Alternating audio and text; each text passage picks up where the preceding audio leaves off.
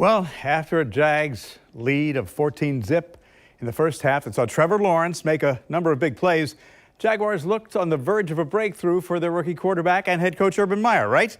But Joe Burrow had other ideas, and they are now 0-4 after falling to the Bengals in prime time.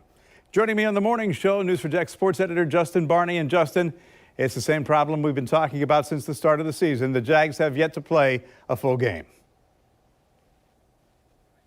Continue to say the same thing. It's same song, next verse. And last night was perfectly set up for them to have that breakthrough moment, to break that streak on primetime TV. Trevor Lawrence's coming out party, and it just did not happen. Defense let the team down, and when you play like they did in the second half on the defensive side of the ball, you cannot expect to win games. I know people kind of circle back to that play at the end of the first half where they elected to go for the touchdown and not the field goal. But that's just a coach trying to make something the best out of his team right there. A chance to go up 3 scores. Did not happen, obviously, and they end up losing by a field goal. But this one felt like more of a gut punch than the other 3 before it did. And you've got to hope that they take this again and come into that Titans game next week and say, okay, we're sick of losing. We need to put 4 quarters of football together, and we think we can do that now. No doubt the second half, Cincinnati let Burrows loose, but where was the Jags defense? By the defense. We knew this defense had significant questions coming into the season. They didn't add a lot on free agency in terms of those major impact players.